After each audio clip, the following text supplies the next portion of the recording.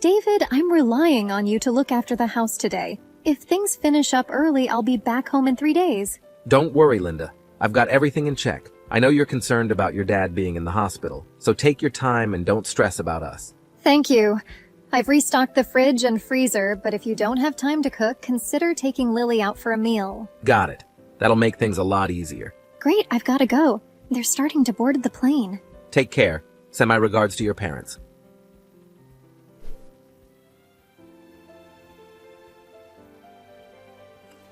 Linda, what's up? My son told me you were heading to your parents' place today. Yeah, my dad's condition got worse and he had to be hospitalized. I'm worried about leaving my mom alone, so I decided to be with her. I heard you'll be gone for 3 days. I thought I'd take it easy while I'm there. You should have given me a heads up. Imagine the feeling when you suddenly abandon Lily. Hold on, what are you talking about? I just got a call from David saying you were going to your parents' place and needed someone to look after Lily. What's going on here? As our daughter-in-law, you should have planned this better. I asked David, and he mentioned that you might have forgotten to tell us. You must be joking. I understand you were excited about visiting, but please be more responsible. Wait a minute, is Lily okay? David told me he'd take care of her, so I don't understand what's happening. This is just unbelievable. He told me not to worry because he had everything under control. I didn't intend to ask you for help. Consider this, Linda. David has been working those long hours with all the overtime. It's just not feasible for him to take care of a first grader like Lily. But he assured me he could leave work on time and look after our daughter. Look, I understand you may not want to rely on your in-laws too much, but in situations like this, don't hesitate to ask for help. I'm pretty sure David knew how you'd feel and kindly offered to handle it himself. That's the type of nice guy he is. Are you serious? I'm not sure we're talking about the same person. If you think about it, it does make sense, doesn't it? My son was buried in work and couldn't take care of the children. But he insisted he could handle it. That's enough of this. I'm on my way to pick up Lily now, and until you return, we'll take care of her. Will that be all right? Yes, I'm sorry for causing you any trouble. Thank you very much. No problem at all. I had plans to visit the city anyway. I'm sorry. As long as you understand, please pass on my regards to your parents as well.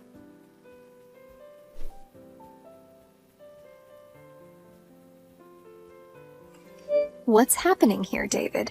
You promised you'd take care of Lily yourself. I just got a text from your mom and she criticized me, saying I should just rely on her. I'm sorry, but there was an unexpected work situation and I had to put in some overtime to sort it out, so I called her.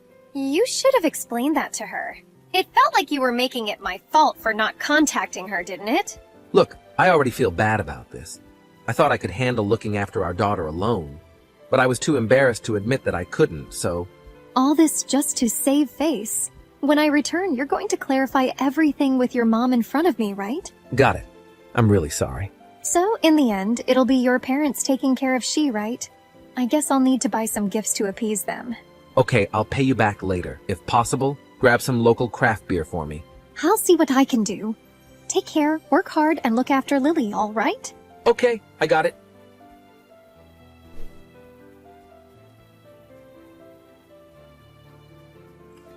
Hurry up and pick up the phone. What's taking you so long? I'm sorry, I'm currently at the hospital. They don't allow phones here. What's going on? There's a fire. Wait, what? A fire! Something's on fire! What a nearby house? That's really alarming. I hope everyone is safe. What are you saying? Your house is on fire! Are you serious? Yes, your house is engulfed in flames. Why is our house on fire? I saw a bunch of fire trucks rushing past my place, and there was smoke in the distance. It was in the direction of your house, so I went to check it out, and I couldn't believe it, but your house is on fire. Where are you right now? Oh my God, what's happening? Are you there right now? I got as close as I could before the fire department blocked me. It's unbelievable. Okay, but do you know what caused it? I tried to ask, but they wouldn't tell me anything. I'm so sorry this happened.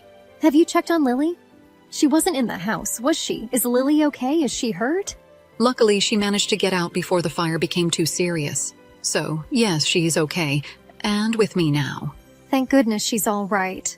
But now is not the time to relax. Have you heard from David? I've been trying to call him, but he's not picking up. Oh dear, I haven't tried reaching out to him. Lily said she was alone, so maybe he wasn't home. But I'm still worried. Where could he be? Let's try not to panic. David mentioned he might have to work overtime because there was some trouble that came up. Work? What are you talking about? What do you mean? Since I couldn't reach him, I called his office first. They told me he took a paid vacation day and wasn't in. What, a paid vacation? You have no idea where else he could be? His house is on fire and my son is missing. I've been in tears just thinking about what might have happened. Martha, please try to stay calm. I'll call David immediately. In the meantime, please take care of Lily. I'll do that. I'm pretty sure he told me he'd be at work. Maybe there was some miscommunication with the person who took your call. You could be right. That's a possibility. He's definitely safe, so please try to relax until I can get hold of him.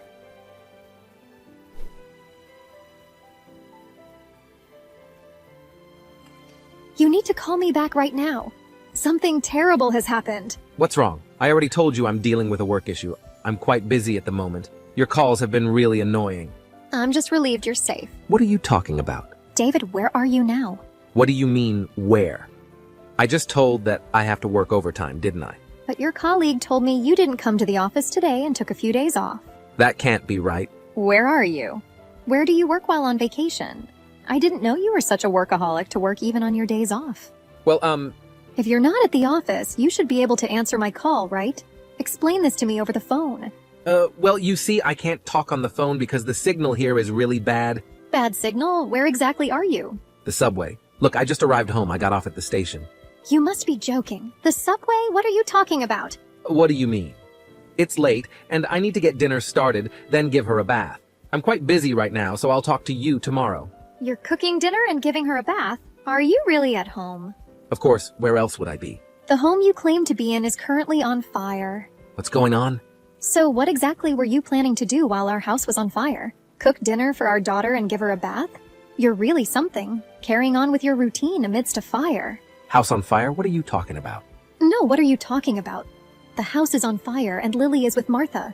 In the midst of all this chaos, where were you, her father? Well, Come on, explain it to me calmly. What are you doing with those vacation days? Where are you?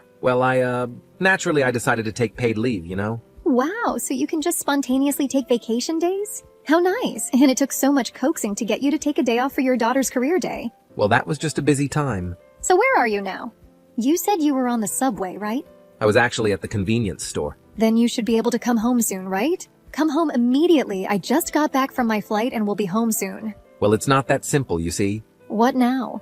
It only takes about 5 minutes for you to return from the store. Your parents live nearby. You can go there if you want. Hear me out. I know I said the corner store, but what if I told you it was in the next state over? Excuse me? I'll be back tomorrow. Sorry, my battery's dying. I have to go. What the hell are you talking about?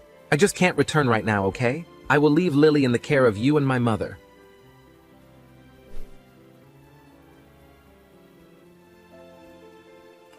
Linda, what's been happening? Did you manage to contact my son? Yes, I did get a response, sort of. That's a relief. I'm so glad he's safe. So, where is he? He'll definitely leave the office immediately given the situation, right?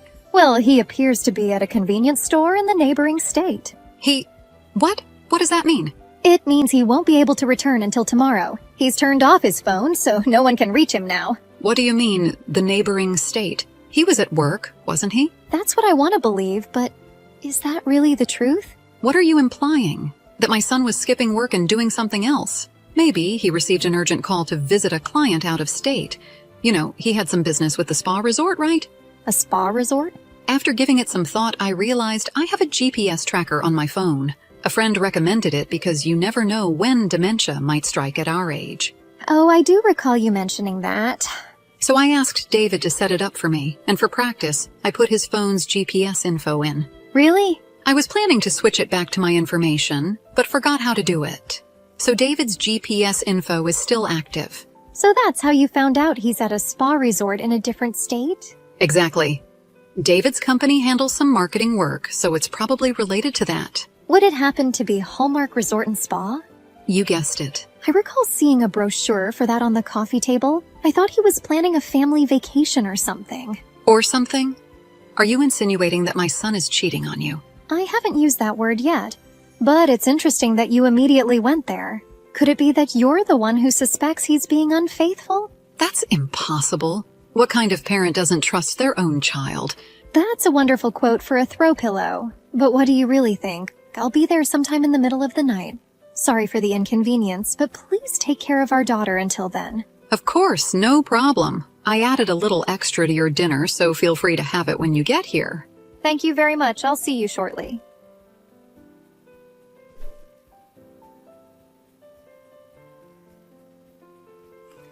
Hey, Linda, how much do you think our fire insurance will cover? Seriously? That's the first thing you say to me? I just went to the fire site, and everything is soaked from the firefighters. It's a total loss, and we'll have to rebuild the whole thing. So I'm curious about the insurance payout. I hope it's enough to build one of those new smart homes. Really? Is that what's on your mind right now? Why are you so casual about this situation? Well, given the circumstances, money matters right now, so I'm just thinking, practically. You're unbelievable. I'm sorry about yesterday. I got a sudden call from a client in the neighboring state and couldn't get away. I'm really sorry I worried you so much. Is that the story you're going with? So let's use this experience to come together as a family and appreciate what we have. We'll start by rebuilding our home. I know you have doubts, but I promise this family means everything to me. This family means everything to me. Spare me, I want a divorce. The game is up, you cheating scumbag. What are you talking about? Thanks to your mom's GPS app, we know exactly where you went. Even if you turn off your phone, we have a record up until that point. Looks like you had quite the time at the Hallmark Resort and Spa last night. You tracked me?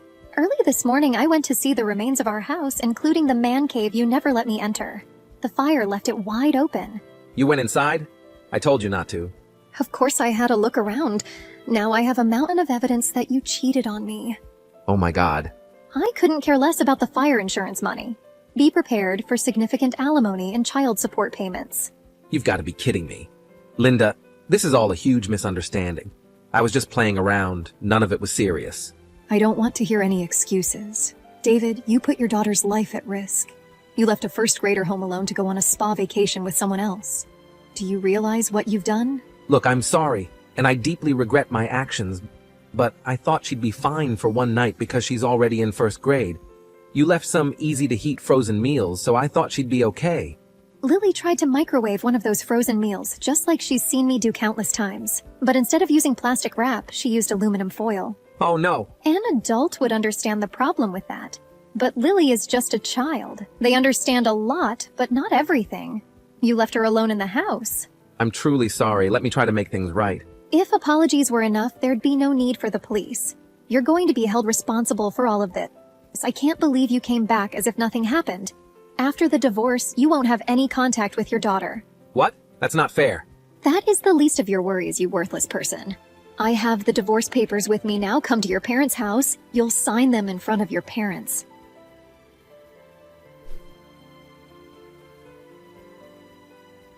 After I gathered a lot of evidence of David's infidelity, he couldn't deny it. He knelt down, crying, begging for my forgiveness. But how could I forgive a betrayer and deceiver like him over the past period? Subsequently, we got divorced. The rumor of his infidelity caused the fire to spread throughout the neighborhood, leading to him being shunned by family and neighbors. He and his lover were both fired shortly after. Now he has to dig into his own pocket to clean up the mess caused by the fire and pay child support to me. I guess in the years to come, he'll have to live in disgrace, poverty, and infamy.